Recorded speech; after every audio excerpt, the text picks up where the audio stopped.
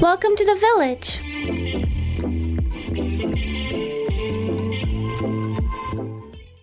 Today my guest co-host is Matt. Hi, Matt. Hi, thank you.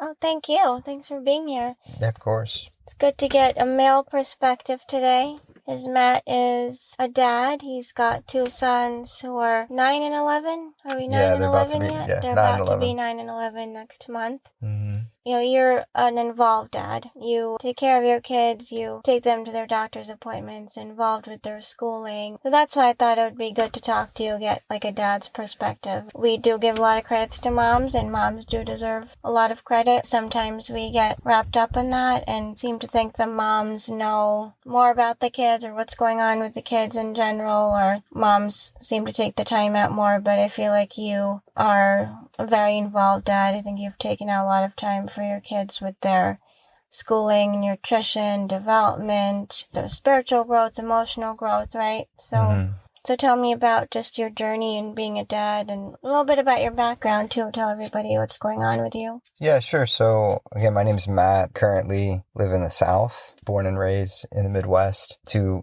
boys are about to be 9 and 11. And yeah, I think it can be tricky and interesting being a dad. For a long period of my time, I was a single dad for all intents and purposes, divorced. And of the two parents, I don't mind saying I'm the responsible parent of the two of us, which I know seems weird, especially probably to the court system and some other things. And that's a whole different topic. But I'm a vice president of sales. I run a department of 65 people who are responsible for hundreds of millions of dollars in sales, which requires and commands a lot of my life. Oh, yeah. But the boys, obviously, for me, it's really important to be a dad and to do the best job possible for them. So what that means is, like, even when they were little, like from day one, I remember I used to make all their baby food from scratch. And so on my Saturdays, I'd go to a farmer's market, and then I'd go to Whole Foods, and then I would go to Costco, and then I would go to Kroger. All in the same day? All in the same day. Buy food for everybody. Yeah. And then spend, that afternoon washing all said produce or all foods and cooking them and grinding them into paste and putting them in ice cube trays and creating little, and then freezing them. And that way they had food for the next week, because it was important enough to me that they ate clean, nutritious food at a young age. I didn't allow them to really eat like candy or any of that stuff until they got a little older. I loosened it up a little bit. But when they were young, call it 3 and younger, I thought it was really impactful for them to have a wide variety of food that was very nutritious in an effort that they would have a diverse palate when they got older, which has worked. They both eat fruits and vegetables like crazy, no complaints. My kids are not chicken nuggets only kids. They never were. I don't think they're chicken nuggets at all kids. Like, they're good food. I think it takes effort. If you want to do anything right, it takes effort. Yeah. If you want to be a parent, a good parent takes effort. I'm not perfect. I think from a dietary constraint, that's there. I think from like a morals and ethics and values standpoint, I've always believed that basically you pick two things. I had a friend of mine that told me that a long time ago. He has kids. He had multiple kids, like 4 kids. Wow. And he had good advice, which was you pick a couple of things that you want your kids to leave your house with in hopes that when they're an adult and they get to an age of being an adult or a young adult, they can leave and hopefully take those values with them. And so for me, I only have 2 rules in the house. 1 is be honest, and 2 is be nice to your family. And that's it. Those are good. And the idea easy is enough to follow if you have the intent. Yeah. And the idea is that they leave the house and they can be honest even in a difficult position or difficult scenario, even if it requires courage sometimes to be honest. So I try to teach them that. And yes, they've lied to me, and yes, I've come down hard on them, but yes, they're also honest to me, and they realize that sometimes when they're honest, maybe there isn't a consequence, or maybe the consequence isn't as severe as what they might think because they were honest. Whereas if I caught them in a lie, it would have been significantly worse. Yeah, and those are good principles for them to realize early on what the impact is for the rest of their lives. And if that's instilled early on, like anything you learn early on stays with you. So they can reap those benefits in the future, right? That's right. And then the other thing I try to teach them is that family's first. So that's when I say be nice to your family. I love that rule because it's all-encompassing. It covers arguments, it covers fights, it covers whatever, just not being respectful, not even calling a family member by their appropriate title or name. It covers a bunch of things. But ultimately what it comes down to is like trying to drive them to have a relationship with one another. Because I understand they're in a divorce situation where they bounce from house to house. You know, at one point they went to school. They had 2 different daycares and 2 different houses. So they had 5 places they visited in, call it, every other week.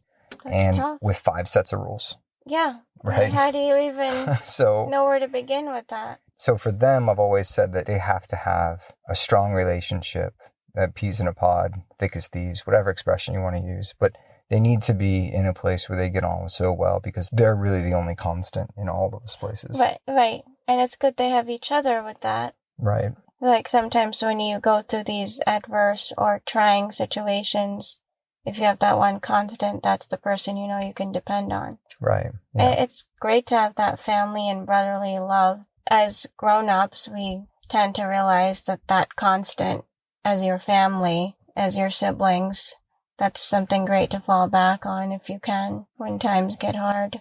Yeah, it's needed. And I think, for me personally, like I have a brother, we're close, but not that close, like not as close as these 2 are. They're pretty young, they're not very far away from each other in age, so that helps. It's tricky. I think one other thing I wanted, when you asked me to do this, the first thing that popped into my head was when you're a single dad / parent, I think it's just parent in general, one thing that I learned, or one thing that was difficult for me personally, I'm not saying this is difficult for every parent, but just for me, is you feel like you're in an island. So there are multiple days where I wouldn't talk to another adult for multiple days in a row, especially on the weekends. You come weekend time and you have the kids, and what are you doing? We're doing kid stuff.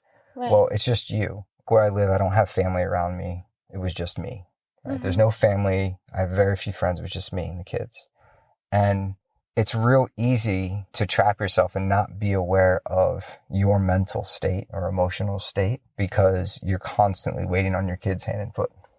Yeah. And it's really important that in that space I was that way and I was aware. And it took me a long time to learn that, years to learn that, because what would happen is I had to compromise on some things that I didn't like to compromise on. So for example, I don't like my kids watching a lot of TV if I can avoid it. Well, I had to get to a place to understand that, like, I am actually not in a good place mentally right now. I'm not emotionally prepared to deal with these 2 right now.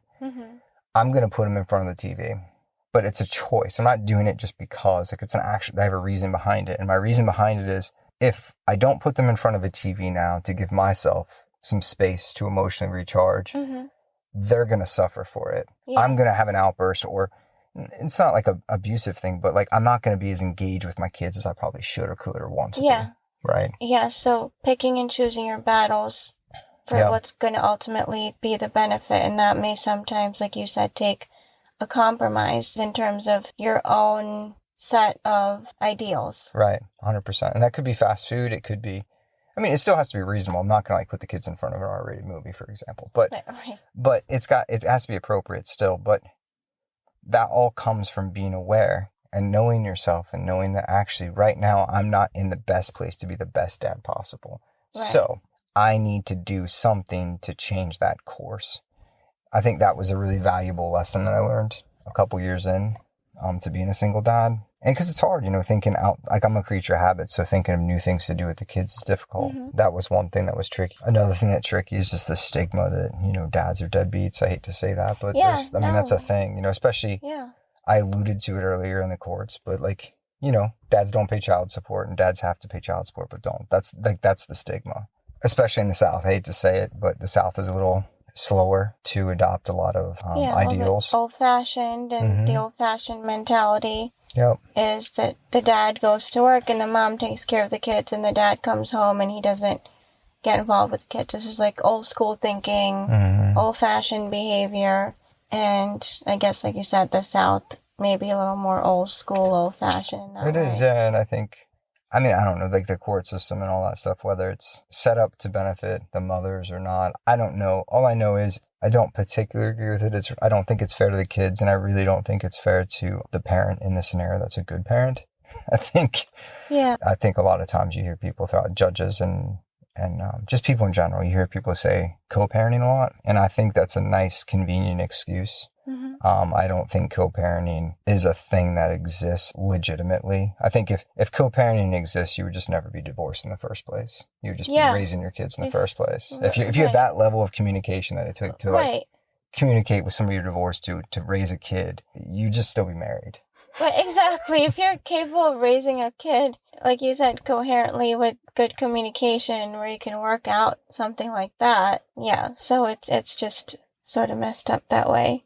Yeah, and so it's tricky because, you hear that a lot. You hear co-parenting or you hear people, like, I don't feel like there's a ton of support. Like, even if you were to go to, like, a family therapist, from my experience, I've gone a couple of times because I felt that it was right for the boys to have that outlet. Mm-hmm. And Yeah. they kept throwing it out. We'll just be better co-parents. That's just like a buzzword. It doesn't mean Yeah. anything. What does that actually Yeah. mean? Yeah, And what does it mean? And they're like, well, like, you guys need to be communicating to a higher level. And I'm like, well, you don't understand, like, we're divorced in the first place for that very reason. Their Like, communication is lacking. We're past that point. right, If I wanted to have that much interaction with this human, I would try to work on the marriage. right. It's not fair. You don't want to be, or you can't be, or something is, like they say, irreconcilable differences. Yeah. And that's why you get divorced. That's like the whole phrase when they don't want to say exactly what went wrong. That's what they say. So if you have that much differences, how can you be expected to communicate at a higher level? Right. That's contradicting the whole process of divorce. That's right. Well, with that, like I was thinking too, in our pediatric office, we have some good dads, we have good parent couples that are good together with their kids, but the great majority of parents, it's the mom who brings the kid in or the mom who knows every detail. Many times we'll have like a dad come in and then they won't know the history. Like you ask one set of questions and then they leave and the mom calls with like a totally different set, like, oh, he forgot to ask this or he didn't know that, or, or they put the mom on speakerphone or FaceTime if the mom couldn't be there. So that's like a little bit of a bias, like you were saying, like a stigma or a bias against just the dad in general, let alone the single dad then. So do you feel like it felt like you had to prove something or like you were working against the tide or that you are working against the tide? Do you feel like you're trying to prove yourself to society or do you not care? Do you not notice? I feel like there's definitely some bias there. I don't mind sharing. So my situation is very opposite of what most people would have heard. Like the stereotype is what you have a situation where a guy and a girl get together, they have a kid, and the guy ends up being a deadbeat and runs out on her and won't pay child support and is a liar, right? Yeah. That's the exact opposite of what happened to me in my life. Mm-hmm. It was actually the mother that was a liar and ran out on me and our family and destroyed it. Like, it's the exact opposite, which is funny because people are like, well, like that doesn't happen. Well, actually, you're wrong. Yeah, it does. It happens quite a bit. And, it actually does happen. And it's difficult. And I think, yes, in a lot of ways, I had to prove myself. When I go to doctors' offices, they look at me. They talk to me like I'm dumb a lot of times. Like I shouldn't be there. That's terrible because there shouldn't be that bias in a doctor's office. The schools probably is the one that's most relevant, I think, because I'll go in and I almost have to overcompensate. So I'll schedule a meeting. I'll go into school dressed probably better than I need to be. I'll say it that way. I'll focus on what I'm saying, how I'm saying it, to get the point across that I'm a serious parent and I'm there as an advocate for my son. And I've gone into school and I don't want to say raise a fit. I've been very stern, is probably a nice way to say it. I've been very stern about how I feel my kids have been treated or not treated. And I've had to do all of that. Why? Because I love my kids and that's my job as a parent. That's just your job. But I probably had to prepare more because of my sex, I'd say, because I'm a male. But it's fine. Like, I'm happy to do it and it's not a big deal. It's a small price to pay for my two boys to have a parent that's engaged in their life. The other thing I think that is really, I'm going to say unfortunate, unfair, and this again is about my specific scenario, not everyone's like this. My kids, their mother, I wouldn't consider her a parent. I'm an active parent. I don't consider her to be one. I think she does the bare minimum to get her mother card and to make it look like she's a good parent on Facebook. Facebook world is more important than real world for some people. Just enough. She just does just enough. So what it means is I have to be the disciplinarian. I have to be the one who teaches them right from wrong. I have to be the one that instills values and religious upbringing and all of these things, because the other party, all she seems to want to do is be their friends and take them for ice cream. Be the cool parent. Right. Because at that point, too, with divorce, you're kind of one parent against the other if you're that type of person. Right. And then who wins? The one who gets ice cream has a bigger Right. chance of winning. You'd think. And then I think what it comes down to, though, this is the trick part, is like, can I, this is what, like, I factor this, I weigh this in my brain all the time. Can I be a good parent, instill respect in my kids, have them understand consequences and discipline, right versus wrong, and make up for the other parent not doing that, and then do it in a way where the kids don't resent me later when they grow up. Yeah.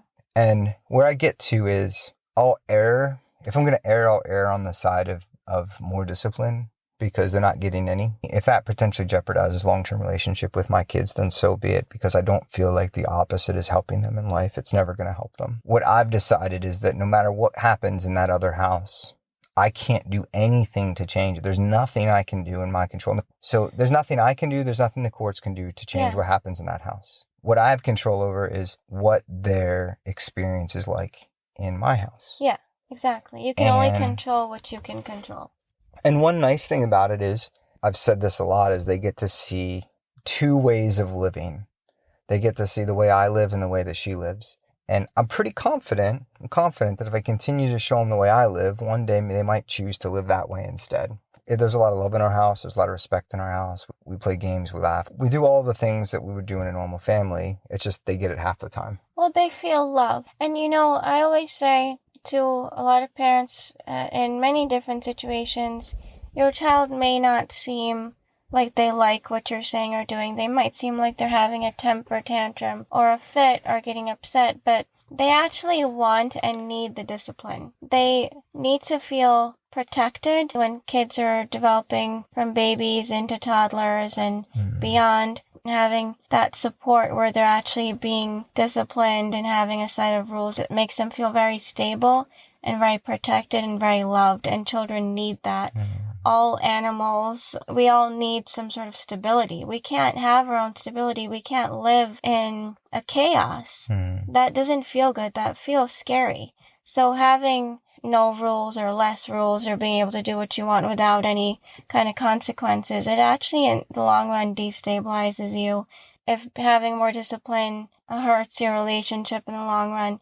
And I think you and I both know that's not even going to happen. It's not the case. It's in the back of my head, right? But I think it needs to be, because it centers me, perhaps, in my approach. Because I don't have, a lot of times, like, we're talking about in a world where I'm a single parent, I don't have another parent to bounce these ideas off of. So I better make sure that my approach is correct and right before I implement it if possible. You have to do your due diligence in being a good parent. And like you said, there is love, there is structure, there's everything good in the house. And that's all you can control. Right. That's right. And and I think as far as that goes, I've gotten a lot in my specifics, and I've gotten a lot out of my kids from just spending time with them. It's something my mom told me a while ago. She said, she doesn't care what you do with them. Kids don't care if I take them to the zoo every week, or they don't care if I'm taking them to COSI every day, or whatever it is, or if I'm taking them to a children's museum, or whatever it is every day. What they care about is, are they getting quality time with their parent, in this case, me. And so I do that. And I think, yes, to your point, they don't like it when they get in quote unquote trouble. I can see it. They start to cry, right? But they learn something from it. They respect me for it. And they come back the same day and they're hugging on me and saying, I love you, because they need that. They appreciate it. They need They're stronger for it. Right.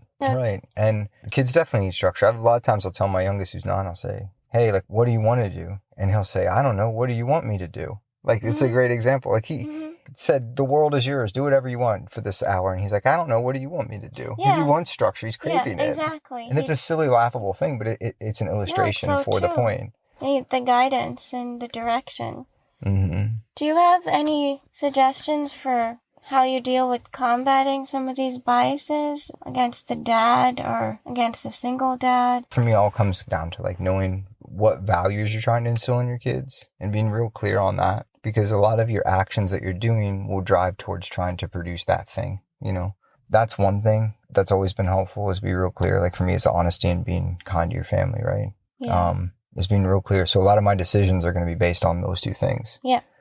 As far as, like, combating biases, you really just need to do your homework. I hate to say that. I mean, you're not going to know everything. The first couple of times I went to the doctors, it wasn't ideal. I didn't know everything. And they did talk to me. Who does, though?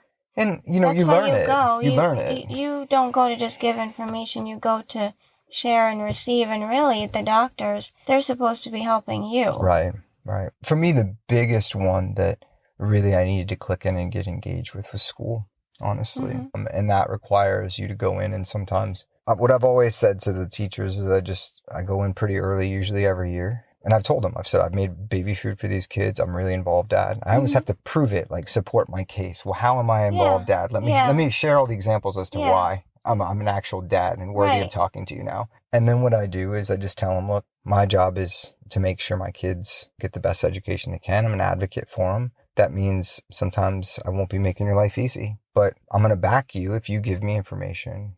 And then the key is after that is I follow up and I just make sure that I'm involved. And once they understand that like this dad or this parent's involved, teachers talk. So then the whole school knows. Yeah. So you're good. You just kind of re-establish that every year and you're fine. That's the thing. What else? I think there's plenty of other dads out there in this day and age that are in a similar boat. Probably people you work with. Keep an ear open. Listen for it. They're struggling too. Yeah. Some of those struggles are different. Some of them are the same. They have ideas too. It's good to talk to coworkers or friends about their positions they're in. I'd also say it's important not to overthink it too much. Don't get to a place where you overthink it so much that you don't do anything. At the end of the day, you have to do something. Action's important. Yeah. And the only thing that's really important is your kids, you know, they feel loved and they walk out of your house one day, hopefully with the values that you wanted to instill in them. Yeah, and absolutely. Because like you said, and this is for anything in life, right? Being judged, what people think about you, that's not really that important. What matters is that you do the job you're here for. That's right. So focusing too much on that bias. With time, people who want to see the truth will see the truth. People who need to see it will see it.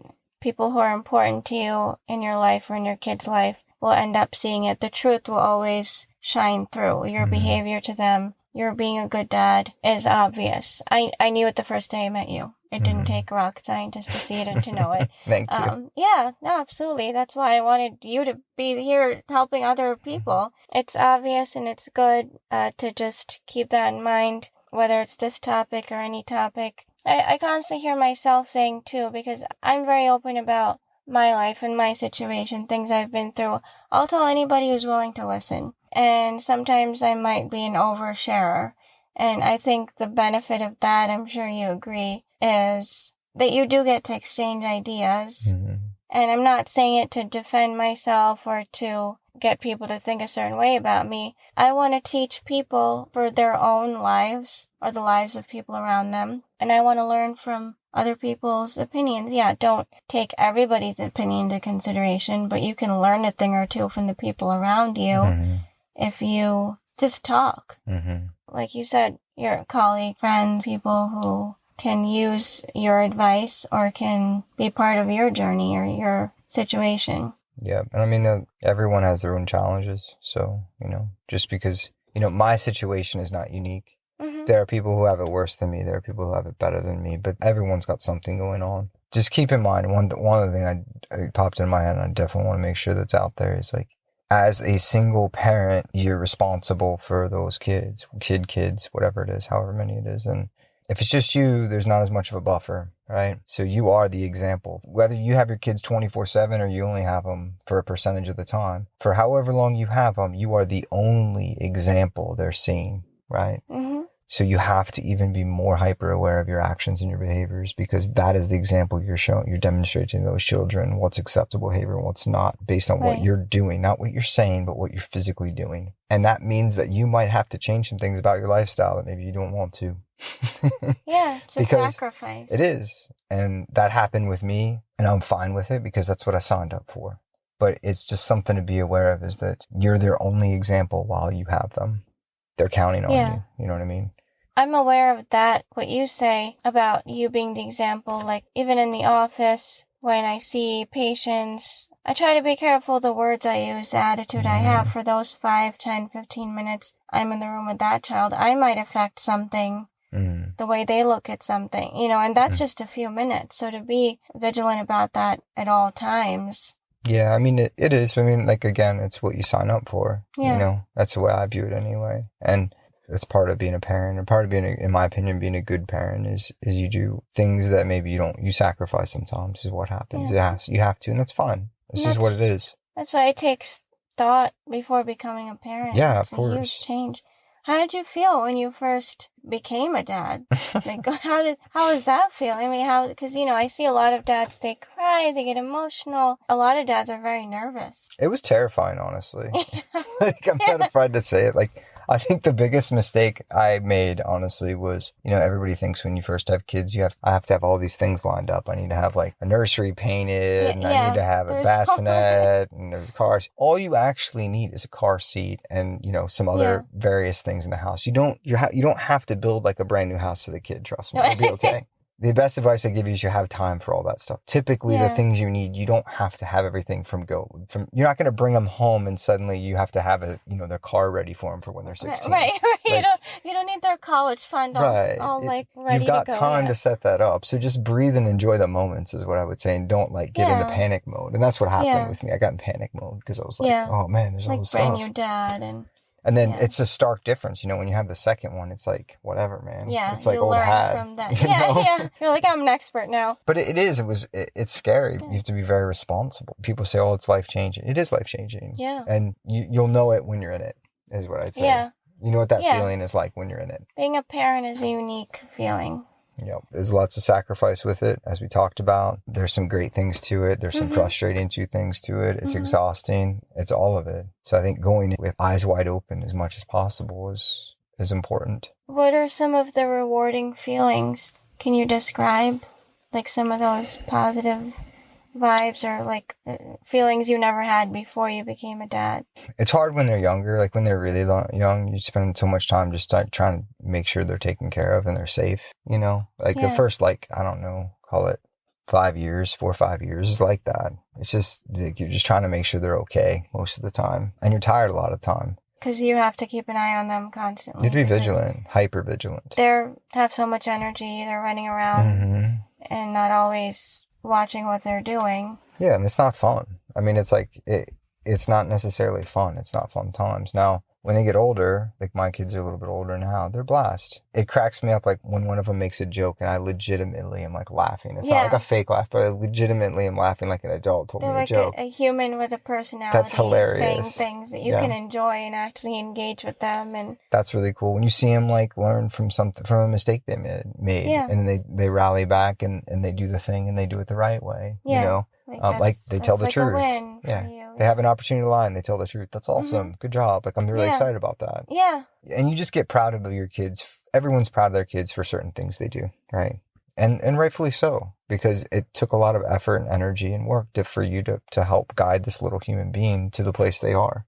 Like you molded this little human. It is very rewarding. Like I'm really proud of the fact that my kids eat vegetables. Like my kids eat, like literally will eat a spinach salad with balsamic vinegar for dressing, and that's it. They don't even like ranch. They don't even know what ranch dressing is. Too. I know. They don't even know what ranch dressing is. It's hilarious. And they have no issue.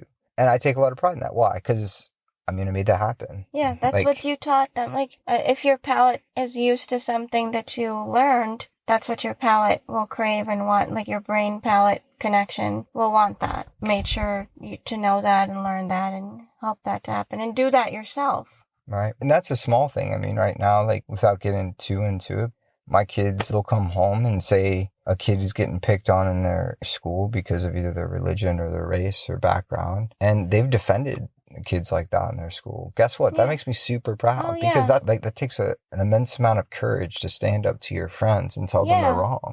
I'm really glad you brought that up because that was the next thing I was going to ask you. With today's world and climate, socially, politically, all of these challenges that we're facing, I feel like our parents' generation just kind of whooshed on by it. They didn't really think about these things so much, but I feel like our world is getting smaller. We're interacting more with diversity and other people, and that's one of many issues. Like technology and all of these things are making things more challenging because the world is just spinning by faster and kids are getting smarter in some of these ways. As a dad or just as a parent today, how do you deal with some of those challenges, and what do you think are the most challenging aspects of these things? your kids defended some kids at school, Mm-hmm. how did they know to? It's obviously something that you expose them to, Yeah. that they knew was the right way. How did you know that had to be something to be said? Or Yeah, I mean, just had to, it's hard. There's a lot in there. I mean, I think the most dangerous thing to the kids, in my opinion, is the internet. Yeah. I think, and social media and the internet, it detracts from a lot. And I think it normalizes a lot of behaviors and a lot of things that aren't normal. Mm-hmm. That sheltering my kids from those things, I think, within reason has to occur. And making a stand. I think when it comes to race and religion, all of those issues that are so in our faces these days, and for right reasons, I think you just have to make a stand. Honestly, I think it has to be clear about where you stand in your household. So I don't think you can't conversations. You can't ignore your way through it anymore. Yeah, is my view on it. Exactly. Ignore your way through it. That is a perfect way of describing.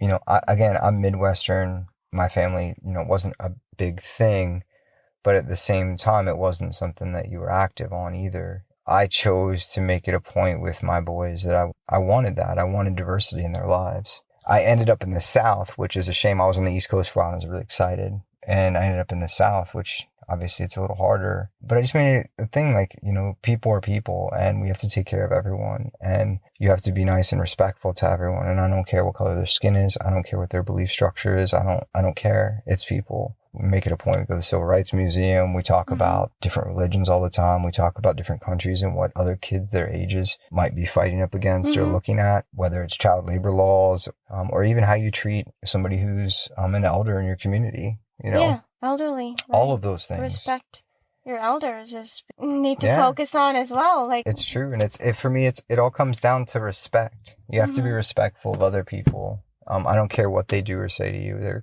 They demand your respect. If somebody, in their case, I guess at school, is going to go out of their way to make someone else feel like they don't belong or belittled, then they're opening themselves up to be brought into question in front of everybody. Yeah. And if that means that my kids do it, then so be it. I'm happy with them, and I'll celebrate that. Leaders, right? And I share stories. Like, I run a 65-person team. I mentioned that earlier. I've fired multiple people for racism on my team in the past 3 years. Really? Yeah, and I share those stories with the boys. Wow. Like, they're very clear. That is something. That's going to be another episode one day we're going to do. Yeah. These are real issues that are going to impact these kids' lives at some point. To walk by it and pretend everything's okay and talk to them like they're babies all the time is not the right answer, in my opinion. They're going to have to hear about these things at some point, and it's better to hear from you so that you can teach them just like you taught them what foods to eat or how to play basketball or how to brush their teeth. Yeah, you're teaching them how to be a member in today's society. Yeah. You're raising basically future men. And besides being a good dad, you're a good man. Now, how do you teach boys to become good men? Because, I don't know if it's always been the case or if this is just society deteriorating or temporary deterioration, or I don't know what's the future of our world. It's pretty scary. It's hard to really find good people to be around and to associate with. And how do you teach them to be good men? How do you teach them to be good to women? How do you teach them, or in their case, girls, how do you teach them to understand their role as young men, like the future young men? Yeah, that's a really hard question. I think it depends on your situation, but for me personally, I think it's all about action. You have to show them what's acceptable behavior from a man. And you can back it up with telling them too, but it's very much secondary to showing them. So what do I mean by that? I'll share an example. Pre-COVID, I was out and we were walking into a grocery store and the boys were with me and there was an elderly lady behind me. So I had the boys step aside behind me and I held the door open for them. We all waited for her to walk through first, right? Yeah. And then I said, hey guys, it's important that we're respectful of our elders and other people. And that's why I did that. So I did an action and I explained why I did the action. Perfect. Right? Exactly. And then fast forward a few months later, I did that again. And my youngest son says, Dad, that was really nice of you. Yeah. So obviously he was aware enough to recognize I went out of my way to do this thing. Right? Yeah. And then fast forward a couple months later, now they're doing it for other people, right? Yeah. So it now becomes like, oh, this is what you're supposed to do. Yeah. So that's one example. Another one is like, if you're fortunate enough that you have a significant other, treat them with respect. Yeah. Treat them the way that you want your Yeah. kids to treat their significant others one day. That's so true. That's exactly the point that we see repeatedly. Kids who then grow into adults who act a certain way saw that somewhere. Mm-hmm. Whether it be good, bad, or ugly, they saw it somewhere, probably in their own home. Yeah. So if you want it to be good, you behave good. Yeah, and you do that action, and then you show them, and then you can talk about it too. You know, I talk about the fact that, like, what's a role of a dad in a family? Their role is to protect the family, right? And so if that means, like, somebody breaks into the house, guess what? I'm protecting the family. right. Like, and I tell them, and I'll have conversations with them about that, so they understand, like, oh, wait, you know, I thought my role was to sit and, like, watch sports. No, that's not your role. You can do that. It's fun. You can enjoy yourself and do that sometimes. But your role as a dad is to protect the family. But it's also to treat everybody in your family with respect. So I think it's, what is it? Explanation and action, and then revisiting those two things. Again, I think you have to come back to those values that you're trying to instill in the kids, right? So for me, for my kids, they will be a good man if they protect their family and they treat their significant other with respect and other people with respect. And if they take care of their elders and they stand up for when they see racism or other issues that occur like that. If they're going to ask me a question, I'm going to be honest with them. Within reason. There's certain things that you have to be appropriate for their age too, right? But my oldest son asked me a question the other day, and it would have been easy for me to lie and just say, no, I didn't do that thing. But I told him the truth. I said, you know what? I didn't know that. He was like, well, that sucks. Like, I really wish it wasn't that way. But he understands that I was telling him the truth. And I think it just supports, I can't ask him to do something that I'm not myself willing to do. Right? Right. And so it's lead by example, I think. Yeah. And they have to be able to also trust that you're telling them the truth, because they need to trust you. They need to trust someone. You know, if you can have trust, then you can be trustworthy. So same thing.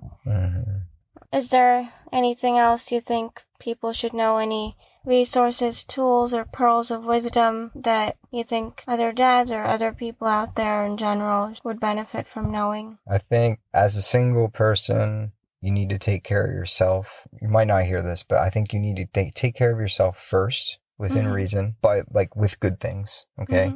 So that you can be mentally stable and solid in who you are, and then help your kids. Because if everything's always about your kids and you're not happy, that's going to have knockdown ramifications and effects too. But those things that make you happy, they should be healthy for you, obviously. The other thing too, I think, is if and when you get to a place where you have a significant other, I think they exist. You can find people out there who care about your kids too. They're out there. Yeah. And I think a trap is to think like, well, you know, I'm not looking for a mom for my kids or a dad for my kids. But also you are required as their guardian to take care of them to a certain degree too. So it puts you in a pretty difficult scenario sometimes. That's what you signed up for. Because then as the single parent, how do you balance then your kids, your happiness of then needing another significant other to come into your life, and then balancing that? I don't know. It can be hard. I lucked out, is what I say. I lucked out. I mean, the person I have in my life, she's amazing. She's taken my two kids on as her own from pretty much the word go. And I'm not bragging about it. I'm very blessed and very grateful. I'm just trying to say... You drew in good energies, right? Good energy draws in good energy, too. They're out there, is what I'm trying to say. Yeah. So don't settle. Don't settle for somebody who's... Yeah, don't make your life harder than it has to be. Right. You don't have to settle for somebody who is good for you and bad for your kids. They're not mutually exclusive. Yeah. You can have all of it if you want. You can have it all. I think if you're patient enough, you can have it all. And I mean, it's a little tricky because, you know, you are... I think, again, to your point, to go all the way back, you're talking about stability, and kids love stability. They do. So you have to be careful about who you introduce them to and when and why and how, because you don't want it to be like a Rolodex of people coming through either. Yeah, you know? Yeah, because even if you're the stability in their life, to have like one person, another person constantly in and out of their life who they're looking at as a potential parental role, and then to go away, they don't need multiple parents going away. Right, that's not good for them. Yeah. It can't be. People who are good do exist, and you can find them. It might require a little bit of patience, but to your point, if you draw out good energy and you're solid about who you are, what you want, your values are right, you'll find somebody, and, you know, they'll hopefully accept your kids and vice versa, and and you move on. And it has its own set of challenges. We could do our own podcast on that. Yeah, I was But gonna say. it's a positive thing. And I think Yeah. as far as being a dad out there, and just take it one step at a time, be solid on your values, and look for other people in your situation. They exist. There are lots of good dads out there who want to be good dads. Yeah. I mean, that's what you signed up for. Like anything in life, looks like it's a challenge, but just think clearly and do what you have to do. That's right. That's right.